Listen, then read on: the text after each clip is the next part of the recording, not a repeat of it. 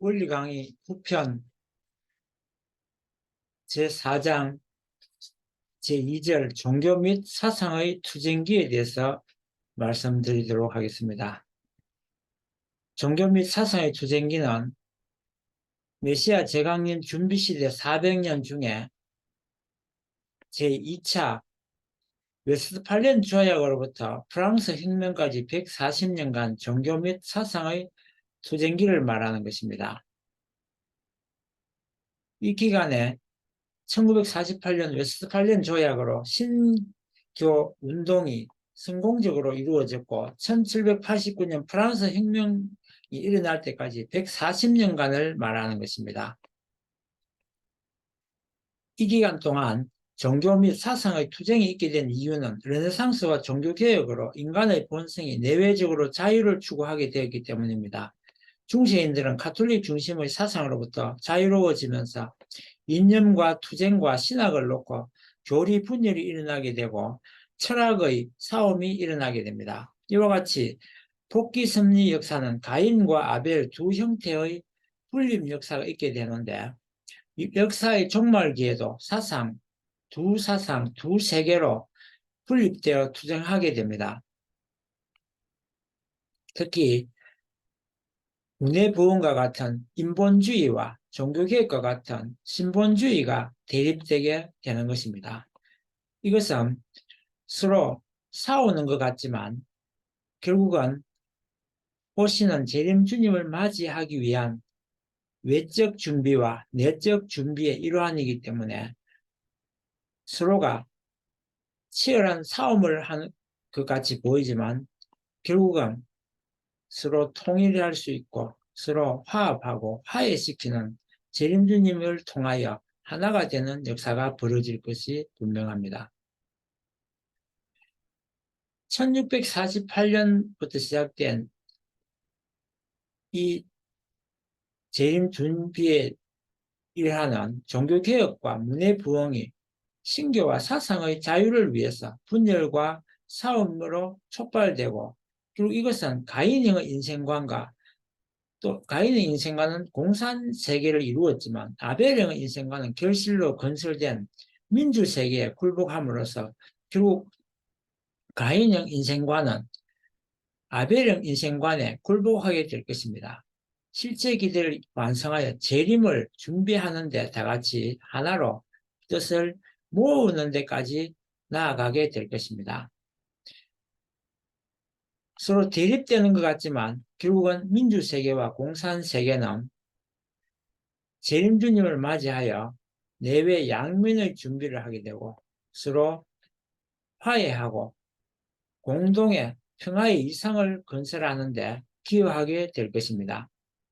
그것이 공산세계가 가인형이기 때문에 아벨형 민주세계에 굴복하고 하나가 됨으로써 실체 기대를 완성하게 되고 그로 인해서 메시아를 맞이하기 위한 준비가 또한 되는 것입니다. 가인형 인생관인 인본주의는 인간 본성을 외적으로 추구하는 헬라 사상의 복고 운동으로 나타난 것입니다. 인본주의는 신에게 복종하는 데서 반대로 자연과 인간 위주로 대치되는 사상을 말합니다. 이를 주도하는 사상을 대륙에서 주도한 사람은 데카르트고 특히 프랑스의 이성론을 부르짖었습니다. 영국에서는 경험에 의한 실정주의 분석을 더 중요시한 프란시스 베이컨이 경험론을 주창하게 됩니다. 이렇게 대륙과 영국을 통하여 인본주의가 나타나게 되었고 이는 비합리적이고 비현실적인 것을 배격한 사상으로 신을 부정하는 사탄편 인생관을 형성하는 데 기여하게 됩니다. 결국 좌파 유물론자들을 중심하게 되어 이 좌파 유물론자들이 집대성한 가인형 인생관으로 성숙하게 되어 이것은 포레바를 통해서 결국은 마르크스와 레닌을 중심한 공산주의 세계관을 낳게 되었습니다. 이것은 결국 신을 부정하는 데서 출발하게 된 것으로서 오히려 결국 재림주님을 맞이하게 되면 신을 인정하게 되는 형태로 변화를 가져오게 될 것입니다. 문해부엉이 계몽사주로서 발전해 왔고 무신론과 유물론을 집대성한 가인형 인생관이 성숙해서 공산주의 세계를 낳았지만 이 공산주의 세계관도 결국은 재림주님을 맞이해서 만나게 되면 재림주님을 통하여 외적 무지를 타개하는 과학과 더불어 하나가 되어야 하는 것이 실체기대의 완성인 것입니다. 17세기 영국에서 이실론을 주장한 차베리 허버트를 비롯한 영국에서는 19세기의 초 헤겔의 관념론에 영향을 받은 헤겔 좌파 포엘바하가 기독교의 본질이라는 책에서 유물론을 주장하였습니다.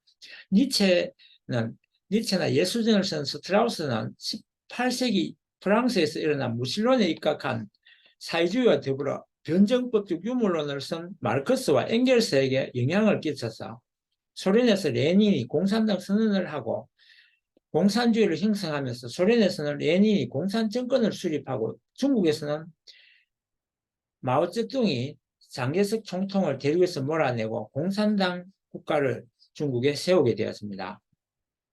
여기서 이실론이라는 것은 인간과 공과에 대해서 상부를 가해서 널리 만물의 섭리를 지배한다는 인격신에 대한 신앙에 대해서 천지 창조의 주체이기는 하지만 창조 행위 이후에는 인간 세계에 대한 자의적 개입을 중지하고 자연에 내재하는 합리적 법에 의해서만 우주를 통치하는 것으로서의 신에 대한 신앙을 의미하는 용어입니다.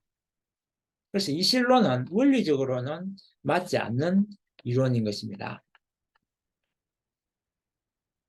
따라서 이것은 유럽 사상 중에서 17세기 후반의 영국 명예혁명으로 시작되는 시민사회의 발전과 자연과학의 흥기에 따라서 합리적인 사변의 침투에 의해서 종래의 전통적 국교의 교의를 부인하고 삼위일체나 계시, 기적을 부정하고 성서의 상징적, 비유적 해석을 채용하는 이단으로서의 신학을 가르치는 말이기도 합니다. 종교를 이성과 조정하는 합리주의 신학의 신조는 최초 17세기 철학자 차베리 허버트에 의해서 정식화되어 샤프트 페리에 의해서 광신의 배격과 비판의 논거로서 이용되었는데 이 주제가 세간의 주목을 모으게 된 것은 1696년에 롤랜드가 그리스도교는 신비적이 아니다라는 책을 간행하자 국교회의 포교론자가 이에 공격을 가한 것을 계기로 소위 이실론 논쟁이 발발했기 때문입니다. 변정법적 유물론이 공산주의 세계관을 형성하여 결국 공산주의 국가를 만들었다는 내용을 말씀을 드리면서 다음으로 넘어가겠습니다. 아벨형 인생관을 살펴보면 종교개혁 운동을 일으킨 아벨형 인생관은 초대 교회로 돌아가자는 운동을 일으키면서 칸트, 피테, 쉘링, 헤겔 철학의 영향을 받아서 보다 고차원적인 신을 지향하게 됩니다. 이런 고차적인 신을 지향하게 됨으로써 종교의 창시자로는 독일의 경건주의를 창시한 스페너라든지 감리교를 만든 존 웨슬레 형제와 케이크교의 폭서 천국과 지옥이라는 책을 쓴 스웨덴 보리가 있습니다. 이러한 철학과 종교는 민주주의 세계관을 형성하게 되었습니다. 크게 인간들의 인생관을 하늘편 아벨형 신본주의 인생관과 사탄편 가인형 인본주의 인생관으로 나누게 됩니다. 경건주의는 17세기 필립 야콥 스페너 목사를 시초로 독일 개신교계에서 일어난 제2의 종교개혁 운동이며 말씀과 삶의 일치를 추구하는 것이 가장 큰 특징입니다.